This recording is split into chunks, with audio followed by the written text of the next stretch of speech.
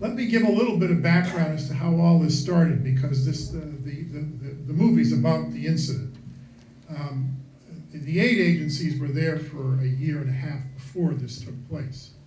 And I actually had a congressional hearing in December of 1991, which is almost 2 years earlier than this, and I said the worst humanitarian catastrophe in the world is Somalia, and we never thought anything would happen. Is not, I think it's in some of the history books. Major NGOs, non-governmental organizations that were doing work in Somalia sent a letter to me for President Bush saying we need military intervention. This was in, I think it was November or December of 1992. So this was, he had been defeated, and if you remember, and that was affecting all of this. He knew he was leaving office in mid-January, President Bush. And I sent the letter to the White House and said, I'm just telling you what they say. I recommend that we do send a mission in, but a mission to protect the convoys. What in my view, this got completely out of hand when they started expanding the mission. It's called Mission Creep. I think the term Mission Creep started because of Somalia. And I wrote an article for one of the journals saying we had very limited objectives when we started, which is simply stop the famine, and then if diplomats wanted to try to put together a government, that's fine later on. But the purpose of the U.S. military intervention was not nation building. It wasn't to reconstitute Somalia. It wasn't to disarm everybody, which would never do. And the biggest mistake from my perspective, because I was in the Pentagon on the Joint Staff when all the memos were coming from the White House after President Bush left office. So this would have been February, March, April, May. I was on active duty as a lieutenant colonel in the staff. And I was getting all of the orders. I don't know if they're all classified or not now still. But the first thing that I saw was the expansion of the mission. I said, this is not a good idea. We don't have the capacity, we don't have the troops, and we don't know Somalia, and I don't think it's necessary anyway. The second mistake was to start getting involved in the combat. I had left by the time they decided, they didn't say it on you didn't say it on the film, but it was Jonathan Howe, who was a 4-star admiral, a PhD from Fletcher School at Tufts. He was deputy to General Scowcroft, one of our greatest I think our greatest national security advisor. And Jonathan was sort of an introvert. I would never have chosen him to be the head of the UN operation Somalia. The Somalis, you need to talk to them 10 hours a day. You can keep control and you can get them to do things if you talk to them constantly.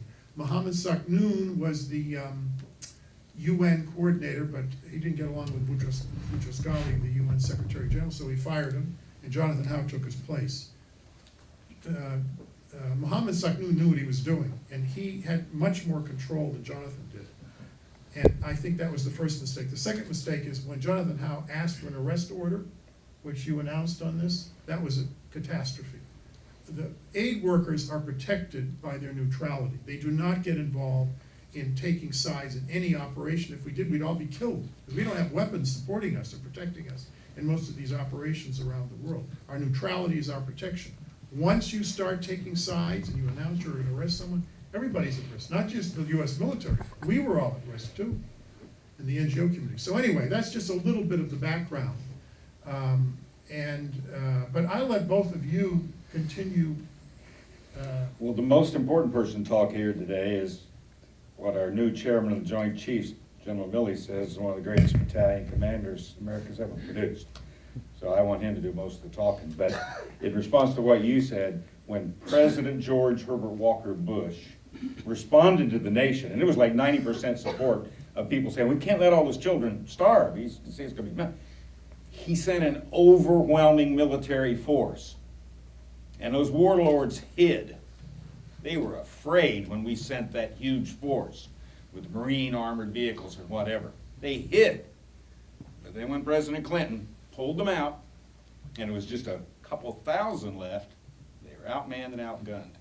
And then Secretary of Defense Les Aspin refused when the military commanders said, we need armored vehicles, and didn't get them. That's the most important lesson learned as far as I'm concerned tonight. If we're going to send them, like General Powell said, overwhelming force, and have a mission.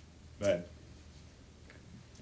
this is the real man, and we also have a couple veterans from Charlie Company, I think, in the back of the room. Walter Gamero, I think I see you back there, the lights are bright, and Wes Chivers, stand up, two vets, stand up.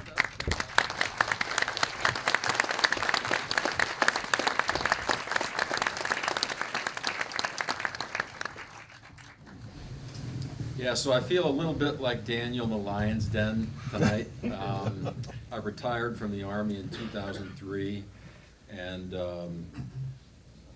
we moved to Louisiana, and we've lived in Louisiana since 2003. And you can't live in Louisiana without becoming a fan of a small little school down in Baton Rouge. 7 overtimes. We're gonna get you back this year, so howdy!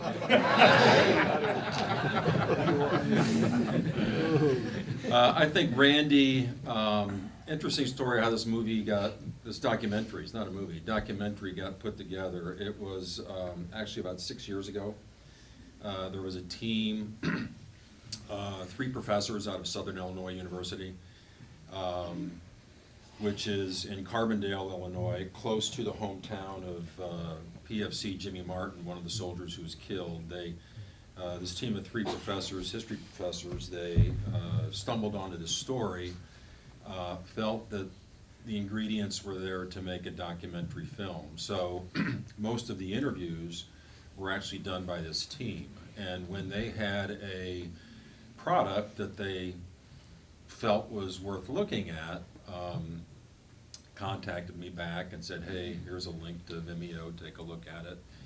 And I looked at this thing, and I don't know anything about documentary filmmaking. I didn't even stay at a Holiday Inn Express last night.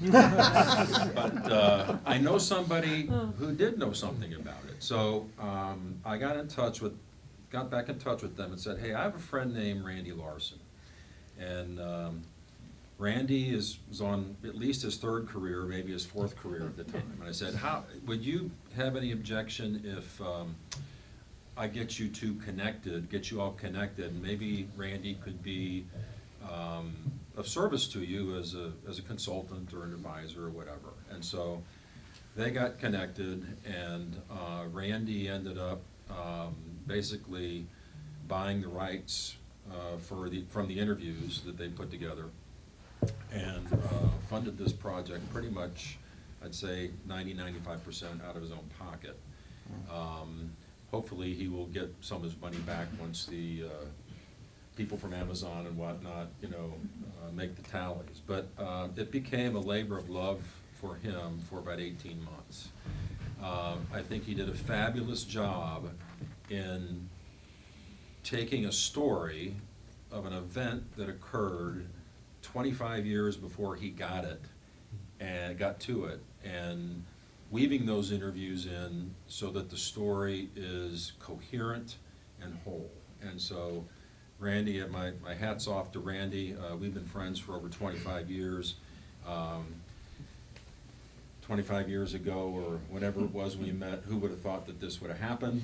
But it did, and I'm indebted to Randy. But I tell you what, you get 40 hours of interviews about an 18-hour battle in 4 locations, and you try to get it down to 68 minutes. Yes, it was a labor of love. It is a labor of love, but I mean, and Randy mentioned it earlier, I'm really happy that he was able to do this for people just like Wes Chivers and Walter Gamero, who represent several hundred young Americans who willingly threw themselves into harm's way, and it gives them, I think, some sense of validation and closure from that event. And so, Randy, indebted to you. I really don't have much to say. It was said in the movie, but we would be happy to entertain any questions you might have or comments for whatever time we have available. So let me just tell you one story before you take the questions. Yeah. My deputy, Jim Cunder, who was, by the way, a Marine in Vietnam himself, much earlier, he was the head of the Office of Foreign Disaster Assistance, who was in charge of the relief effort underneath me. And Jim went with Bob Oakley. Bob Oakley is one of our most senior ambassadors. And what Jim said he couldn't believe he did it. He went to the 12 cities in Somalia where the US troops ultimately would be going. This is before they arrived. Bob, alone, with Jim Cunner and that's it. He may have had one diplomatic security guy with him, and he met with the clan elders and the Muslims, and he said, if you fire one shot at an American troop, I'm going to give orders to kill every single one of you. Do you understand me? And Jim was sitting there saying, really, you know, we don't have any protection here. And he went to every single city, and he said that. So it was not just the presence of a massive force, it was the presence plus the threat. Absolutely. They took the threat very seriously. He said, did anybody ask any questions? He said, no, it was very clear what Oakley was saying. He was the old-fashioned kind of proconsul ambassadors that we used to produce. We don't produce them anymore. Ryan Crocker's one of the same kind of these powerful old ambassadors who were widely experienced in civil wars and knew exactly how to deal with people. That's how you deal with He them. was at National Defense University when I was That's right, there. that's right. And that's why I made a deal with the Army to hire Colonel Bill David to come up there, and my other buddy, Colonel Tom Matthews, who was the commander of all the helicopters that night in the battle. Because I wanted to bring them to National Defense University with a master opening, say, this may be kind of the future of war we're going to be kind of facing, that we're going to be sending troops out. And I wanted that team together. And of course, this guy gets promoted to general, and then I'll get him, and Tom Matthews retired from the Army. But no, Ambassador Oakley, he was Very an powerful. incredible asset for us at National Defense University. And I agree, one of the older style. Yes. True We don't do that anymore. penitentiary powers, yes. So are there any questions from the audience? I assume the DVD is available. Yes, sir, you can, there's 3,100 Walmarts, I believe, that still have it on the shelf. You can get it on Amazon. But for those of you who have Amazon Prime, it's free. Just go down there to the documentary line and it pops right up. And the advantage of the DVD, there's another hour on there of interviews that were just fabulous interviews with the young troops. It just didn't quite fit in the storyline. You can only, have so much. J.T. Cooper, who in 1993 carried an M60 machine gun in the streets of Mogadishu. Today he carries a guitar in Nashville. He's a pretty successful singer. And he's got a great song we put on there called Jet Lag and Nightmares about PTSD he suffered when he got back. And General Milley has a little section about the lessons learned that's on us. That's the advantage of the DVD. But Amazon Prime, I love it, and it's free. Answer your question, sir? Yes. Yes, you did, but one more thing. Was any rationale ever given for why the request for armor was denied? A friend of mine, well, of course, Secretary Aspen got relieved, I guess is a good euphemism. He then later became a member of the PIFIAC, Presidential Foreign Intelligence Board in the White House. A good friend of mine worked with him. And she asked him one day at lunch about why he denied it. And he said he was directed by the White House to deny it. That's interesting. That was my understanding as well. Yes, and yes. Jerry, do you have a question? Yeah, I was just, it seems like we can never learn this lesson about overwhelming power and sending troops into harm's way without the right equipment. How are we ever gonna learn this lesson? It's been written down. It's not. But it's a lesson. Weinberger doctrine or the Powell It's a doctrine. lesson to observe, but it seems like we can't learn the lesson. No, and I will be at the MacArthur Museum tomorrow night in Little Rock. Ah. And I thank you for that comment about Ambassador Oakley. Yeah. I think that's a really important part of it. It's not just the Have you overwhelming ever heard force. this story? No, That's right. that's it's not just the overwhelming force, but it's just saying, and by the way, we'll use it. And what was clear is he said, I have each one of your names. And so know it's where very you live. personal, very personal. Other, yes? I've got one that's come out a few times, meeting with the warlords beforehand. And it seems like more and more conflicts that our country becomes involved with are, to a degree, dealing with anarchists, dealing without a strong man who is in a position to control significant factions of a military. When we lose, like you said, the old ambassadors and the way of negotiating, do we lose an element of an advantage that we have when we deal with a whole lot of small, independent militants that do not necessarily agree with each other. It's Oh, anarchy. they're killing each other. I mean, what was going on in Somalia was a civil war. I mean, I'm sort of specifically thinking about the Kurds and the situation there where the leadership is diffused and it's difficult to determine who actually is calling a lot of the shots. Is there a solution to deal with that kind of a situation if we don't have a strong, old style, as you call her, old school ambassador who can lay down the law and say, here's what's going to happen? How do we deal with that? Well, there is a way to deal with it, but the problem is domestic politics intervenes a lot.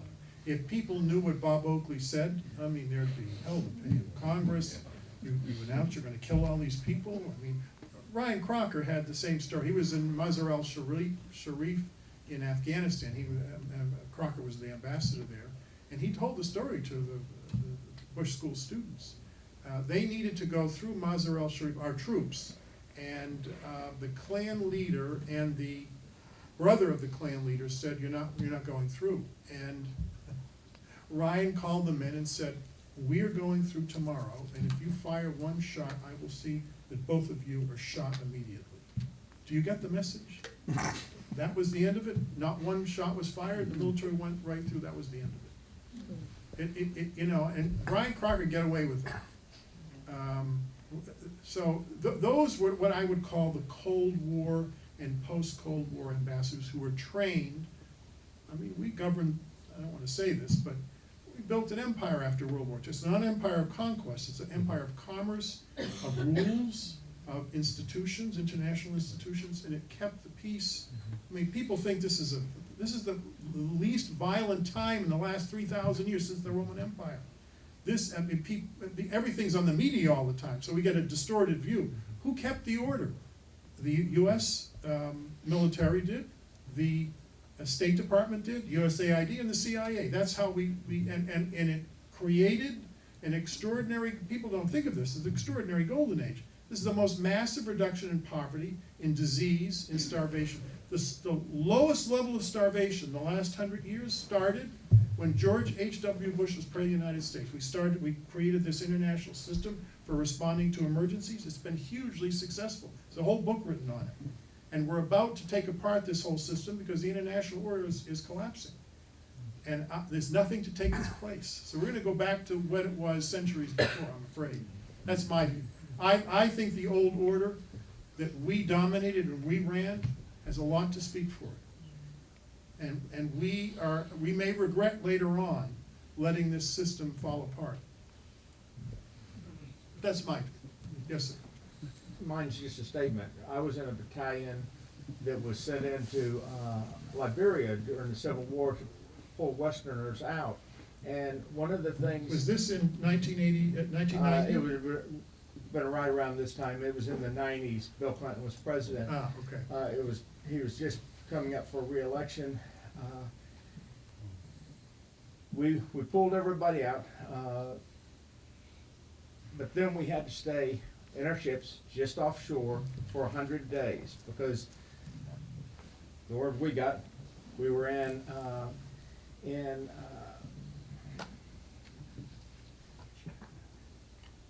just south of Italy. Malta? Or Sicily? No, where we went in, the ambassador had just, the Secretary of Commerce had crashed, whatever. We'd been just south of Venice. We'd been there, Bosnia. Bosnia, yeah. Our battalion had been offshore there. We got pulled, sent down there in case it got worse. We had a few people injured, nobody killed, but folks at home never realize it. You send somebody there, if you send, my thought was, if you send us, we're going to die. Somebody's going to die. Whether it's an accident, we had folks killed in accidents, not necessarily combat. And I just mentioned that from the beginning of years when President Bush was talking about, this horrible situation. We get that on TV now, the CNN effect you called it. Yeah. So that was it. Mass media is making all of this much We have worse. a question in the back. Yes. Sir, I've got two questions for General David, if you don't mind. I should probably explain my background. I've PhD student here in the Department of History. I'm studying the Somali intervention. That's what I wrote my dissertation on. If you don't mind, I have two questions. I'd like your opinion if you don't mind. The first question is to deal with the coalition forces you were engaged with during the rescue operation, the Malays, the Pakistanis. When you look back at, say, the Senate testimonies after the withdrawal from Somalia, there seems to be this divergence. Some people were slanting the forces. They were kind of complaining about them. They didn't offer you enough help. Others, like Michael Whetstone in his book, said that, you know, Major Aziz, he couldn't ask for better operators. Could I ask you, sir, do the difficulties on the rescue come from issues with those forces or issues with their national commanders, which was a problem in USOM too? And my second question for you is this, sir, and it's your opinion. Feel free to not offer it if you don't want to. After the Battle of Mogadishu, a deed called a unilateral ceasefire, and there was big opinions that this was a missed opportunity to either marginalize or remove the deed from the Somali equation to make some progress. As a military practitioner on the ground, sir, did you feel that this was a missed opportunity, or did you think that it was just an unsolvable equation on the ground? Well, I'll respond to the questions in reverse order in which you asked them. So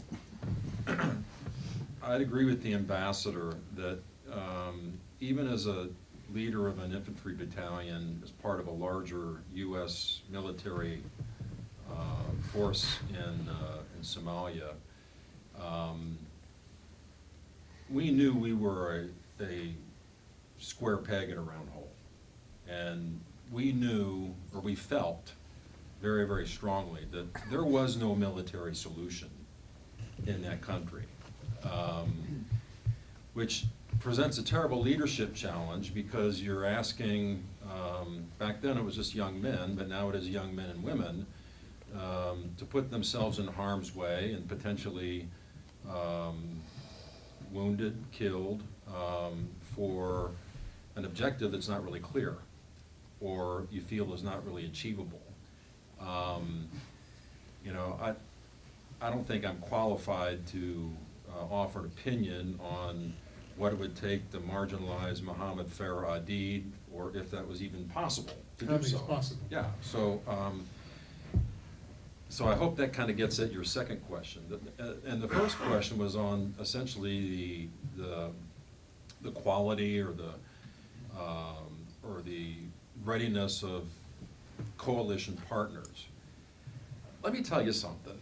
You know, the United States spends an enormous amount of money in the federal budget to make sure that we have armed forces that are prepared and ready. No other country comes close. So when you look at the training that our forces do, whether it's conventional forces, special ops forces, regardless of service, Army, Navy, Air Force, Marine, no country trains to the level of realism that we do. So when you're thrown into this melting pot, a military melting pot, it's unreasonable to expect that the Pakistanis, the Indians, or whatever country you're dealing with, outside of some of the NATO allies, are going to be able to play at the same level you are. I mean, it's, you know, Texas A&M has a great football team, but they can't compete in the NFL, right? And again, hopefully you guys lose this year.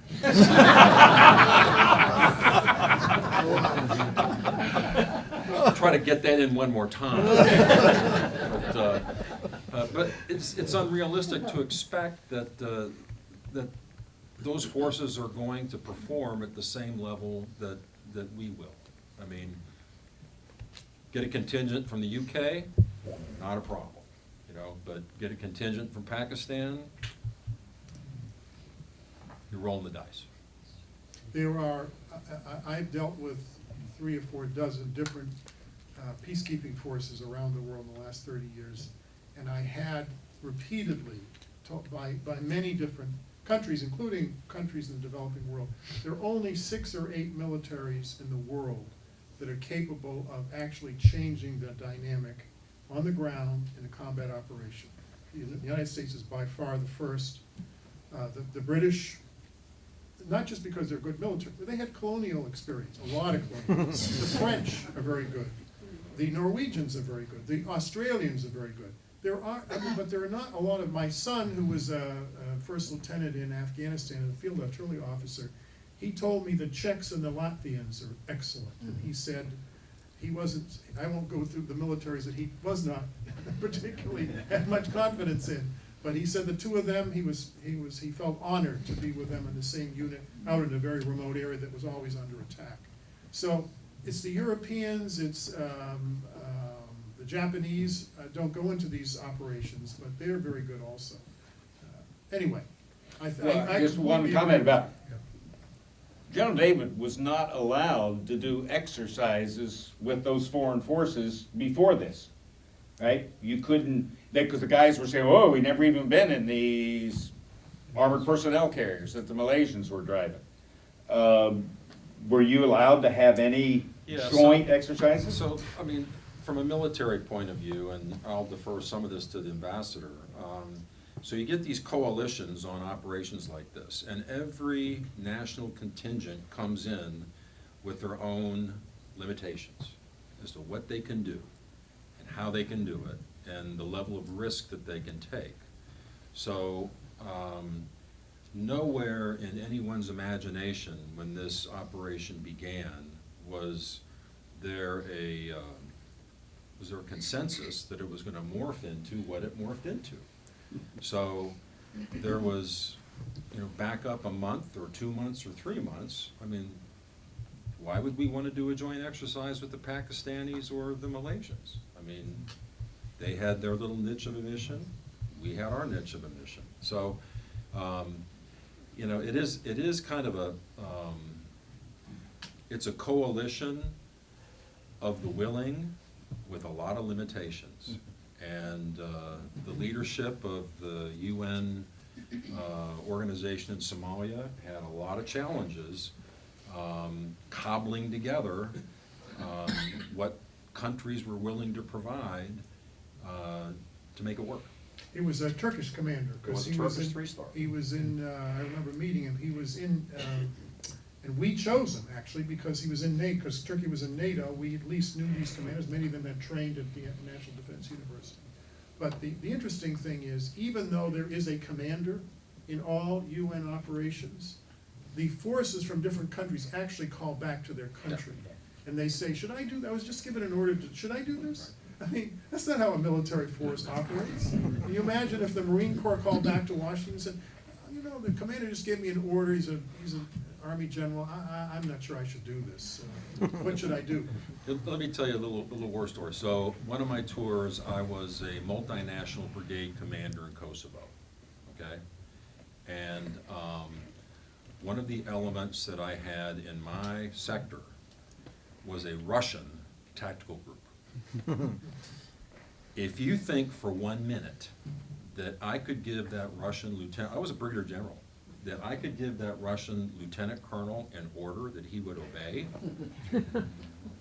Randy's got some stuff out in his truck that he'll sell you and you can smoke it.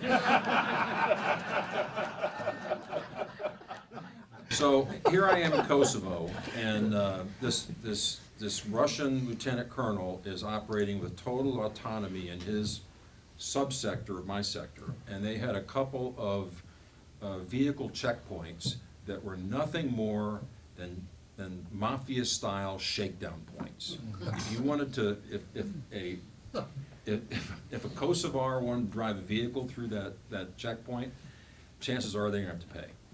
So I told my staff, we're gonna get the Russians to remove those checkpoints before our tour is over with. And we hammered it, and hammered it. Guess what was still there when our tour was over? That's the way it works, Other questions? or doesn't work. Right here, the Yes. officer. Was anything ever done to the warlords who did a lot of this or did all of this? No, well, not that I know of. No, I mean, the problem with the deed was finding it. So even on that operation, the Black Hawk Down operation, we, United States in particular, had extremely poor human intelligence. I mean, what intelligence we had was mostly coming from signals. And the Somalis figured out, they weren't sophisticated people anyway, they didn't talk a lot on cell phones, right? But they figured out that we were using signals intelligence, and they quit using cell phones. So, you know, the problem with Task Force Ranger is they never could get a good fix on where Mohammed Farah Adid was at any particular time. His code name was Elvis, by the way. And really, I mean, they never knew where Elvis was. He changed, every night he'd sleep in a different place. Yeah, so Because they he knew we were gonna be after him. So they got intel that there was a big meeting going on at the Olympic Hotel involving some number of top-tier lieutenants of Adid. And so that's why they decided to launch the raid on the Olympic Hotel. Okay? Because they were gonna try to get these lieutenants and perhaps maybe turn them and Yeah. get some more actual intel on where Adid was. So the problem in these operations is you don't know where they are. Before I'm back to the Kosovo mission, so the U.S. Army had a 4-star who was the commander of U.S. Army Europe named Montgomery Meigs, General Montgomery Meigs, and he was a wonderful, wonderful mentor. And General Meigs had served a couple of tours in Bosnia. And before I went over to transfer authority or change out with the unit in Kosovo, I made the stop in Heidelberg and had an office call with General Meigs, and General Meigs was really a student, an intellectual student of the Balkans. And He he wrote a told book on it, I think, didn't he? he did, yeah. And he told me right up front, he says, I know you've been reading, I know you've been studying, let me tell you something. The picture you have of what's going on in the Balkans is clearer to you today than it will be in 8 months when you leave. He says, because everybody is owned by somebody. And you'll think you have it figured out, and then something will happen to just blow it, and you know you don't. So, which is another problem in, you know, us going, you know, oversimplifying things, but, you know, Americans get after it, right? We want to end the famine. Well, Adid didn't want to end the famine. There were a lot of- He was looting the food. Yeah, a lot of so he could buy Somalis didn't more- want to end the famine. To buy more guns. Yeah, so we go into these missions, hard charging, gung ho, we want to get it over with and done, and the local nationals, not so much. Makes it hard. The young man here, yes. Yes, sir. What's the key to maintaining control of such a large force, especially in such a fluid environment? You're a cadet of the Corps, right? Yes, sir. Yeah, you need to ask this question in the front lean and rest position. I'm sorry. And then. Do you remember your question? Yes, sir. So, what is the key to maintaining control of such a large unit, and especially in such a chaotic and fluid environment? And a follow-up to that is, do you have any books you'd suggest reading for leadership? Well, how do you maintain control? I mean, I can't even control my kids. What a lot of his troops will tell you, his calmness on the radio for one of them. Yeah, I mean, believe me, I've talked to many of them, more than you've seen in this film, that they really believed in their leadership. Yeah, I think, you know, it all gets down to training and repetition, repetition, repetition. And you know, hopefully Wes and Walter back there will confirm it. We train really, really hard. And we within the battalion, we put a very high premium just on being tough. And we did a lot of things that tested and stretched our mental toughness, physical fitness, mental toughness. And quite frankly, a lot of it was at risk of me being relieved of command because there were other people that didn't see it the same way. I mean, we would do events where you'd basically take 2 days to play these sports called combat Olympics, where we would like beat the hell out of each other, and you know, I'd have 70 people in the aid station for broken, sprained ankles and dislocated shoulders, and people would ask me, "What the hell are you doing, Colonel?" And I'd have to explain it. So we trained pretty hard. We put a high premium on mental toughness, and there's tons of books on leadership. The Chief of Staff of the Army has a reading list. I'd say just refer to that and pick out one you think you might be interested in and work your way down the line. Best book on leadership I ever read was written by Bob Gates, a guy you're familiar with. 3 completely different organizations, the Pentagon, the CIA, and a university. And I know what universities are like to try to get around as a department chairman. The best book. Read Colin Powell's autobiography. Yeah. Yep. He has 10 rules of management. The first time we met, I have 22 rules of leadership. He has 10. And some guy from a business school took and wrote a book about his 10 rules and made a lot of money, which Powell deeply resented, since they were his rules. But his rules are from his own experience, so the autobiography he did is how he arrived at those 10 rules. And it's woven through the narrative of the book. It's easy to read, very long, but it's well worth the read. 2 must-reads, absolutely. Other questions? Yes, sir. What was your relationship with Eric Olson and his Navy teams? Well, Eric Olson was a member of JSOC, and JSOC, Task Force Ranger was a cover name for the organization, the Special Ops organization that went over there, that was headed by the commanding general of JSOC. So when Randy has a part of the film, you see a 2-star by the name of Garrison, William Garrison. He was the commanding general of JSOC, Joint Special Operations Command. And as I understand it, Olson was a member of the JSOC staff that was part of Task Force Ranger. Task Force Ranger is just a cover name for that special ops unit that was over there. We didn't really have any relationship with them other than a be prepared mission to respond to situations when they were in extremis. So that's why we had Major Craig Nixon as our liaison officer that was embedded in our task force. He was mentioned in the film so that we would know when they were launching on missions, and we could stay abreast of where they were going and what they were doing, to the extent that they would let us know. Yes, sir. Where can I get some socks like yours? Yeah, so here's the thing, my wife, I always was a black sock guy, but my wife a couple years ago says, you gotta get some more pizzazz. So you'd have to talk to Debbie. I didn't buy it. But I thought it would be appropriate to wear, these are American flag socks. I thought it would be appropriate. One comment I want to make about special operations. In this film, I take nothing away from what our special operators did over there. Like Bill said in the film, the very best warriors we have. But everything in the book by Mark Bowden and in the movie by Ridley Scott, it was just focused on that, and that's fine. It was a small piece of puzzle. But in fact, a good friend of mine, Lee Van Arsdale, was the guy in the film here, 16 years in Delta, became a squadron commander in Delta, incredible warrior. And I take nothing away from them.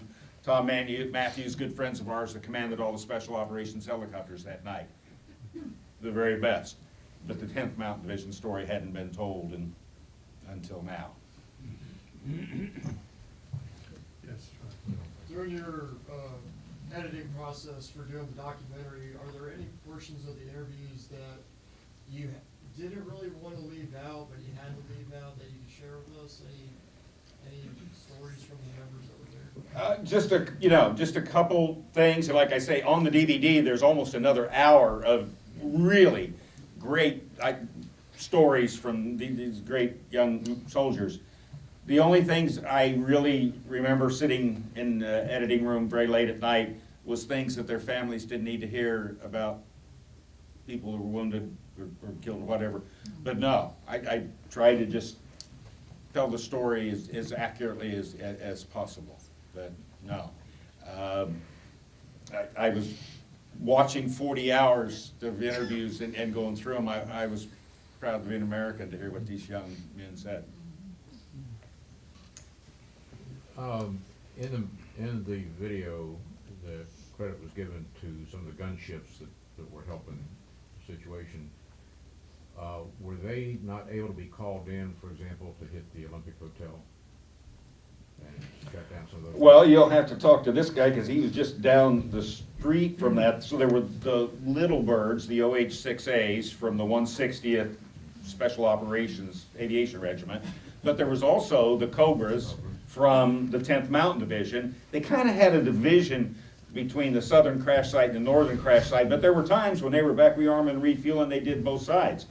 But regarding the Olympic Hotel, Yeah, so, again, if you kind of remember a visual of the map, there was a street called National Street, which really kind of bisected our battle space, if you want to call it that. So we made this real hasty plan on the fly, and you all know the KISS principle, right? Keep it simple, stupid. So we used National Street as a boundary. The aircraft from Task Force 160 north of National Street, the aircraft from 229th Aviation Battalion out of 10th Mountain Division south of National Street, okay? Keep them separated, because the big concern was fratricide. Fratricide is when friendly kills friendly. It was also a good plan because we could send A Company to the north and Charlie Company to the south, and their weapons would be pointed away from each other. And so the diciest piece was the link up with Task Force Ranger. The little birds did hit the Olympic Hotel. When you're in a fight like that, one of the challenges you have is it's a very close fight. So many times, by the time you're taking fire from a building, it's a risky operation to put a little bird onto that target. I see wings on your lapel. I don't know what kind of wings.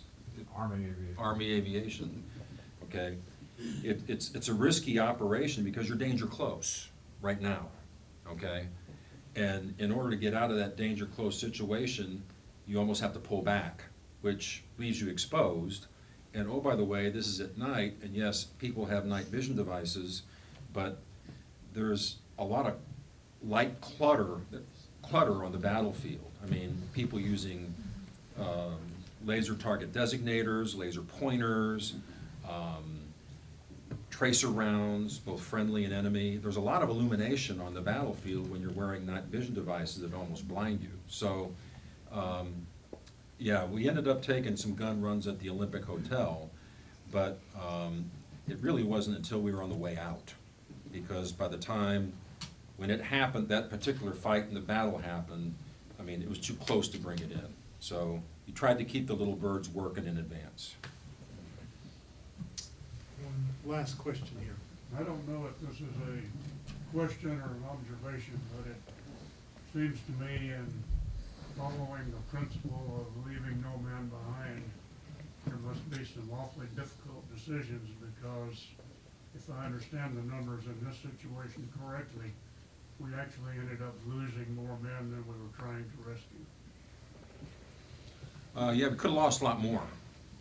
See, what happened, what was not told in the story was, so pictures, now you had this raid on the Olympic Hotel, right? And so what this raid looks like is you got a Ranger infantry company that's sealing off around the Olympic Hotel. You got a bunch of Delta operators that are gonna fast rope in off of, you know what a fast rope is? Somebody drops a rope off the side of a UH-60 helicopter, and these Delta operators are gonna slide down the rope onto the roof of the Olympic Hotel. And they're gonna go in there, guns blazing, and they're gonna try to capture these Adid lieutenants. And then they're gonna take them back to the roof of the Olympic Hotel, where Task Force 160 is gonna come in, pick them up on the UH-60s, fly them away, and then the Rangers move out. While all that's happening, a UH-60 gets shot down. So the first, and the mission continues to go. They actually captured those lieutenants. Okay, but now you have a Black Hawk that's down. You've got a Ranger company that is close by. What do you do? What do you do? I'll tell you what you do. You move that company to the crash site, and you check it for survivors or dead. But remember, baited ambush. You got an enemy that is very, very agile, and they're waiting for a situation like this.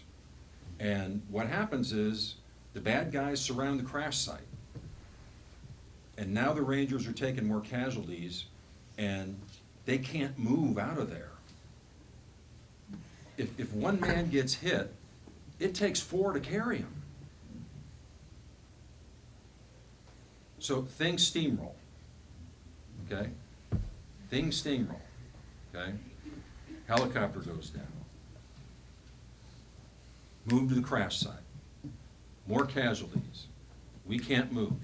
At some point, you gotta make a decision, what do we do? You know, personally, I think it's the right decision, you know? And I don't care what the cost is, because if you're a soldier, if you're a West Shivers, or you're a Walter Gamero, and you're on this crazy mission that you know 6 months after you leave, it's gonna return to the prehistoric state that it was, right? You wanna know that if you get shot, somebody's gonna come after you. You wanna know that. And their wives wanna know it, their moms wanna know it, and their dads wanna know it. So it's unfortunate it happened, but. Difficult decision to make. But remember, there were 99 of Task Force Ranger that were surrounded by more than 1,000. Yeah. Okay, so, yeah, it turned out pretty good, yeah. 18 well killed, 78 wounded. Yeah. But we may have needed 99 body bags had it not been for these guys that went out and got it. They were surrounded by more than 1,000. Some people say 2,000, well-armed, waiting for them with a baited ambush. So, necessary. There was some reporting, I never saw it absolutely confirmed, that bin Laden was involved in some of this. This is one of his early attempts to get us out of Somalia. We know he was there. Whether he was involved in the Black Hawk Down or not, I don't know. But he was sort of sharpening his knives for us in Somalia, not just in Afghanistan. Thank you. Final Yes. question for Colonel Larsen is what's next? Filmmaker? Well, my last 5 films have been self-funded. I promised my wife I wouldn't be doing that anymore. And in fact, I promised after Operation White Coat, the most recent one that we screened over at the vet school, that I promised that no more films. Sorry, I'm done. And then 2 weeks later, Bill David calls me in. So I told her now, no more self-funded films. We actually have one we're trying to raise money for right now that we could possibly have ready for the 80th anniversary of Pearl Harbor, which I think will be an extraordinary film, but we'll see. If it works out, we'll see in January 2022. Thank you both for being with us.